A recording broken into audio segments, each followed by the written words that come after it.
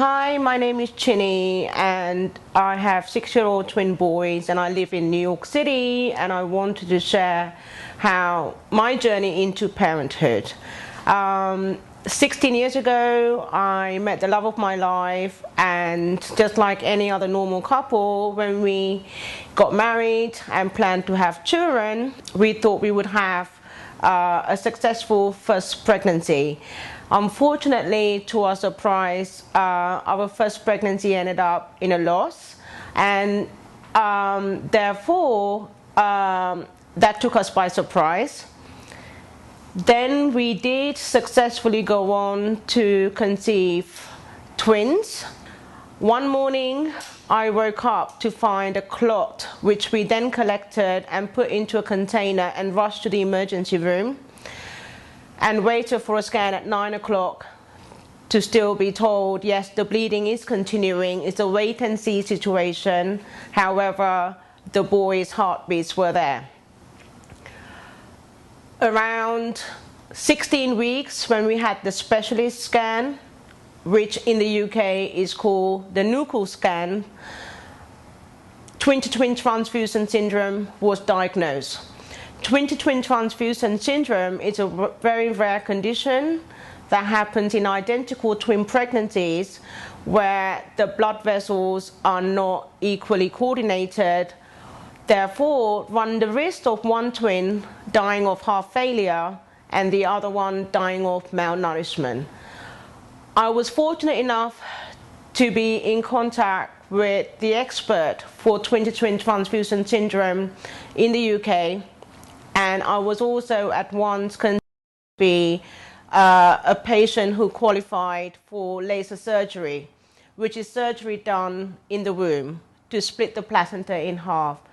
However, with some luck, I managed to carry the twins until they were 32 weeks, and I delivered by emergency C-section. They were born weighing 2 and 3 pounds. This was one of the scans that show the size discrepancy in the twins in the womb. Got one big twin and one small twin. This was taken the night the twins were born. This is Ryan, the smaller twin, who was incubated.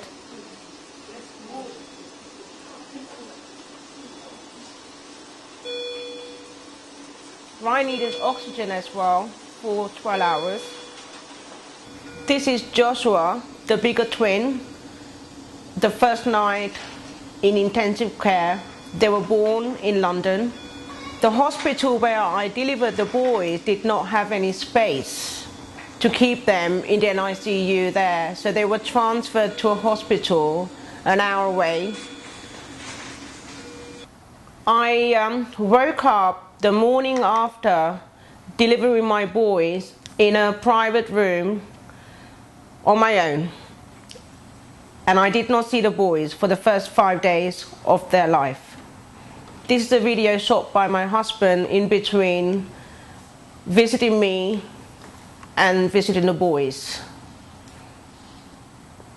5 days later, I made my first visit to the ICU, and this is me trying to hold or touch one of my sons for the first time.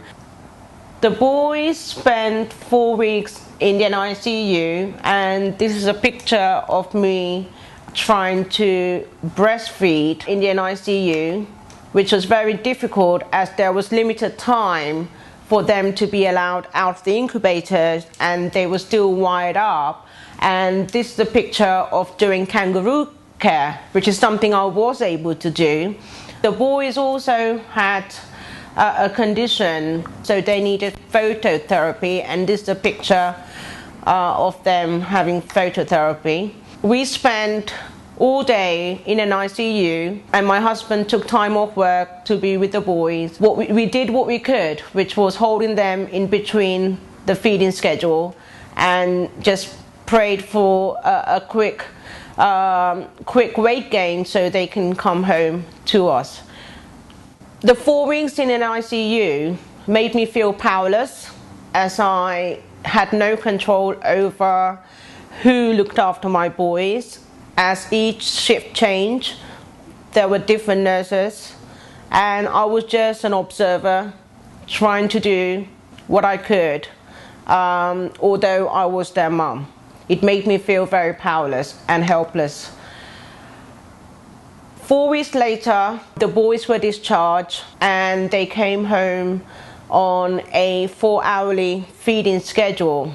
Although I come from the land of nannies in the UK, I did not want to hire help at this stage, as I wanted to have a go trying to look after my boys myself. There were times when it was very exhausting, and this is a picture of my husband staying awake and having got a picture of one of the boys having fallen asleep with me. The boys continued to make progress with no setbacks. We had a visit by the doctor who delivered the boys a few months later, who I believe today was a godsend.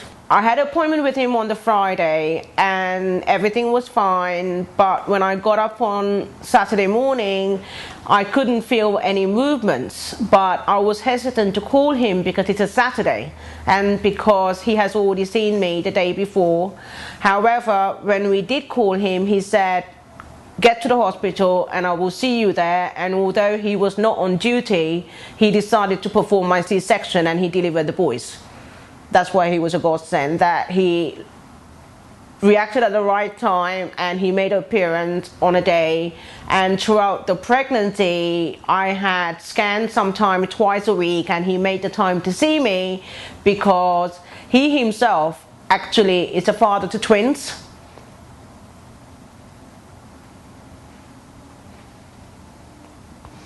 And one of them, they were also born prematurely at 27 weeks.